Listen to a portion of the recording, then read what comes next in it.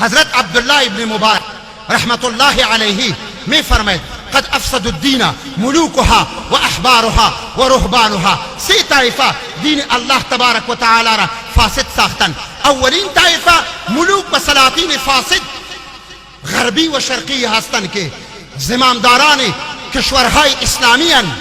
اونها از اسلام فاصله گرفتن و در اندیشه و فکر و اصلاح فکر مردم، معتقدات مردم، اعمال مردم اصلا نیستن. اینها در فساد دین مؤثر واقع شدن و دین را فاسد کردن.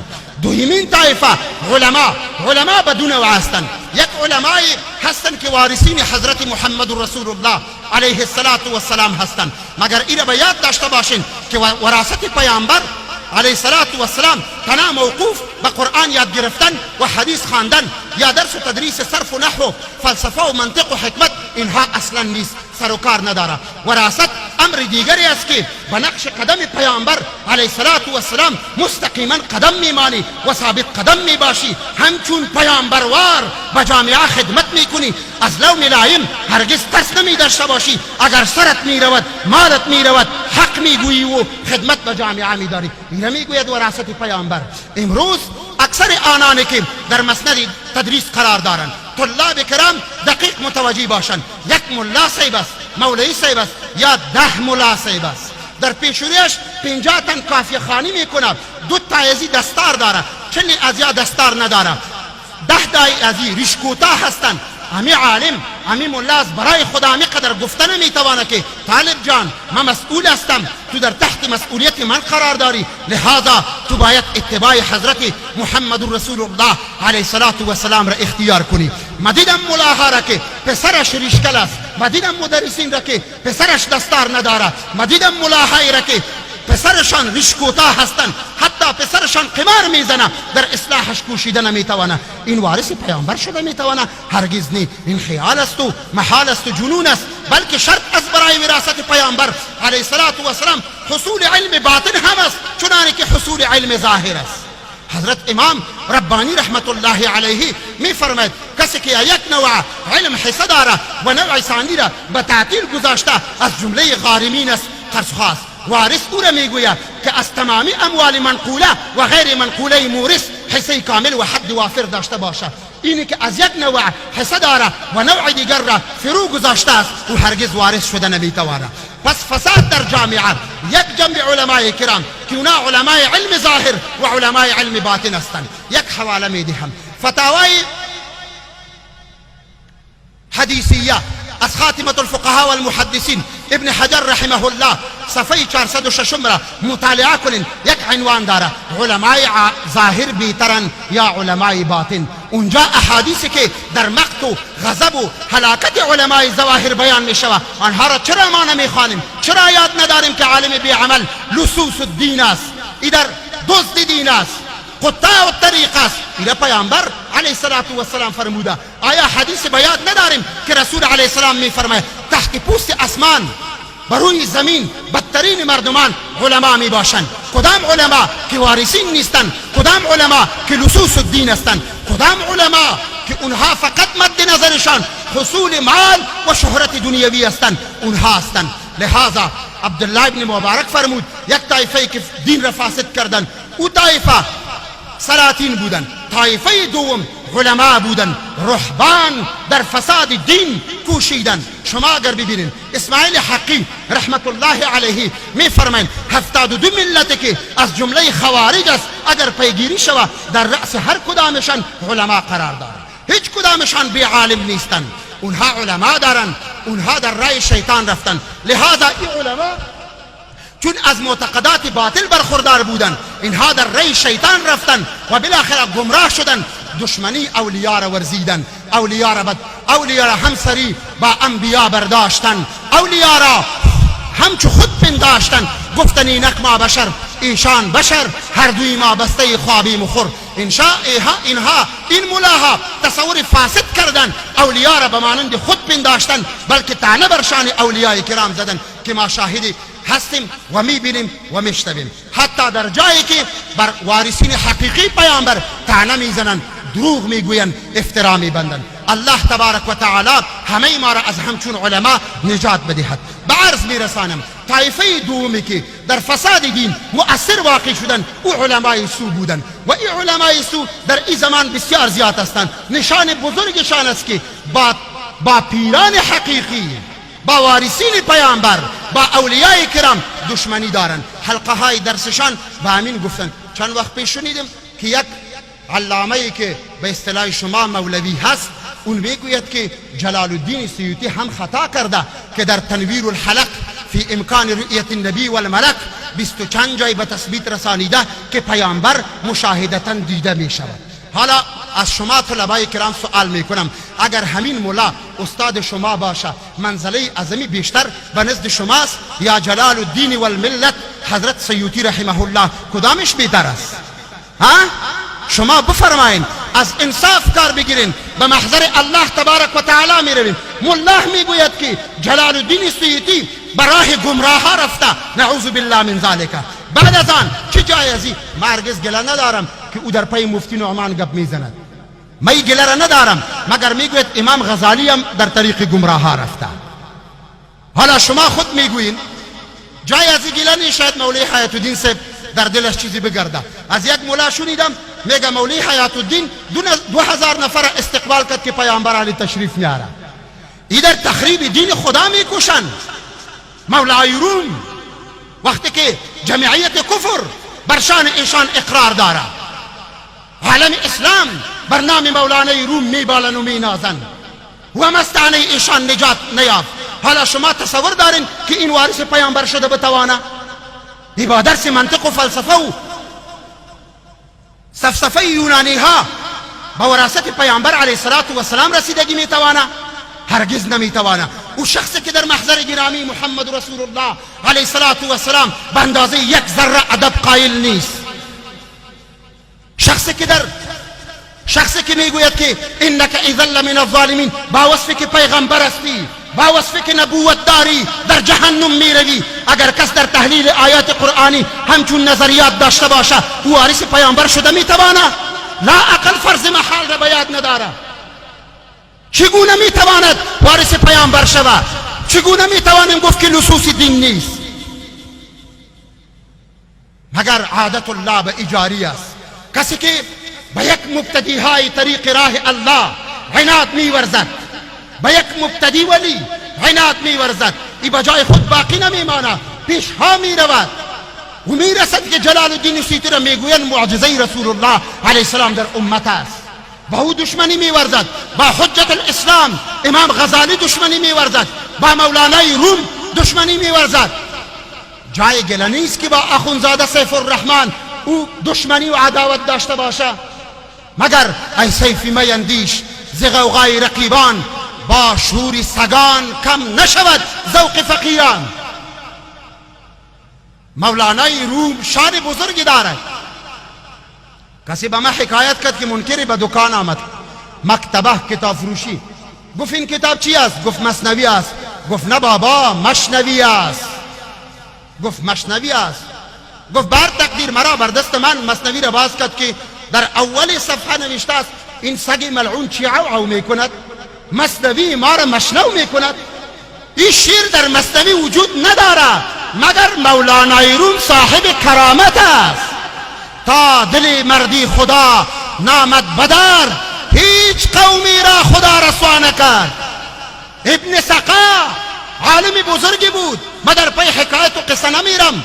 مفتی ابو ریحان گفت مگر اسماعیل حقی میگوید من مشاهده کردم در وقت نزع روحش دیدم او را که عالم است، حافظ قرآن است، فنون چاردگانه را یاد دارد، مگر ملای درباری است. در فساد دین میکوشید. منکر اولیای خداوند متعال بود. برای ما باید عبرت باشه. گفت به مانند آتش سوختندگی در سریر خود انداخته بود. هرچی که تحویل رویش به جانب قبله میکردن به طرف مشرق رویش دور میخورد. گفت سؤالش کردم هل حفظت من القرآن شیئا، از قرآن چیزی را یاد داری؟ گفت لا، یاد ندارم. قرآن از یادم رفت. چرا از یادش رفت؟ آتشی هست نهان در جگری سوختگان، آهکان آتش پنهان به عیان می آید، می سوزاند در میتا، خزانه ایمان را به تاراج می برد. بالاخره از قرآن یاد ندارم. چرا یاد داری؟ یک آیت را یاد دارم. ربما یود الذین کفروا لو کانوا مسلمین. یک آیت را یاد دارم که ابن سقا مصداق همین آیت خودش است و بس. امروزم اگر ملاها در دشمنی اولیاء می کشند، دشمنی اولیاء آنقدر مؤثر است که نه تنها ای که بیگانه را ادبش از دست می گرده، اگر استاد و محبوبی تو باشه از فیضی از او هم تو را محروم می سازه. طلاب گرامی متوجه باشین، ادب سرمایه بزرگ است، ادب شمشیر است، ادب وقایه از برای ایمان شما هست. آنقدر جری خواد اگر در راه بیادبی رفتن شدید که خواد گفتین ما پیش فلانی یک کتاب را خواندم که اصلا به او ضرورت نداشتم، استادم بگوی عاقستی، شهروندان عزیزم هم شعور نداشته باشه. همه فتاواها می نویسد که کسی از استاد عاق شوه اقتدا بر وی جایز نیست، ولا یعمل بفتواه، به فتوای از او عمل نشوه، درسی از او قابل شنود نیست، رد و ترد از او واجب و لازم است. وقتی که از اعلام روز کسی معقوق شده باشه او دشمنی با اخوندزاده سیف الرحمن داشته باشه، مگر یک چیز است که عبدالله انصاری پیر هرات خواجه عبدالله انصاری رحمت الله علیه می فرماید الهی هر که را خواهی براندازی با ما دراندازی، هر که را خواهی براندازی با ما دراندازی. چقدر منکرینه که رفتن با واسطه عناد و دشمنی علماء حقه، اولیاء کرام وارثین پیغمبر از بین رفتن. پس شما عبرت بگیرین، در پی اونها نباشین. واضح بدترش ای است که یک ملا رد داره بر مسئله میلاد. یک ملا را شاید این ملا به مانند عهد خارجی گشته باشه که ما نام ملا را میگیریم در ذهن شما سرایت بکند. از نام بردنش ما عار میدانیم، یعنی ارزش نام گرفتن را نداره، ارزش نام گرفتن را نداره. میگوید شما استدلال از بخاری میکنین، استدلال از بخاری میکنین که پیامبر پیدا شد، ابی لهب کنیز را آزاد کرد، عباس خواب دید، میگه ابی لهب یک کافر، عباس کافر دیگر که در عالم کفری خواب دیده، پیامبرم که در وقت نبی نبوده. وای عجبا، انکار اولیاء به کجا میرسانه؟ او ولایت فرع نبوت است، ولایت فرع نبوت است. کرامات اولیاء فروع از برای معجزات انبیان. کسی که از ولی انکار میکنه گویا از شریعت انکار میکنه. کی میگوید؟ عبدالغنی نابلسی رحمه الله حدیقة الندیه مجلد اول، اونجا میگوید ولی به قرب خدا بدون اسلام و شریعت رسیدن نمیتوانه. کسی که از ولی انکار میکنه گویا از شریعت انکار کرده، کسی که از ولی انکار میکنه گویا از نبوت انکار کرده.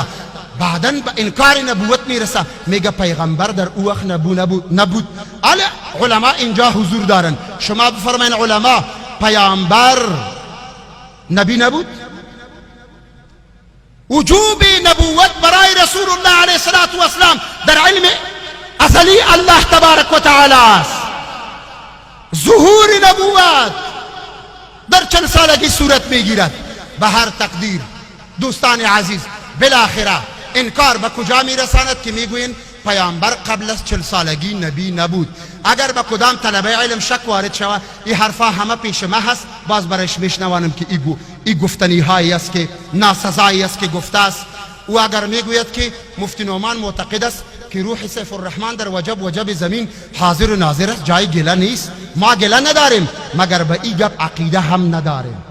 اخوندزاده سیف الرحمن یک ولی کامل بود، ولی مؤثر بود، در جوامع اسلامی در همه اقطار عالم مؤثر واقع شده، در اصلاح عالم کوشیده. هیچ شیخ و پیر مصلح مبلغ مرشد اعظمی را به عنوان حضرت اخوندزاده سیف الرحمن بدون تعصب نیافتم. چون سفرها داشتم، ممالک عربی رفتم، امارات رفتم، سعودی رفتم، آنجا حلقات ذکر داریم، ایران رفتم، آنجا حلقات ذکر داریم. مولانا عبدالغفور اسکندری ایرانی اینجا حاضر است.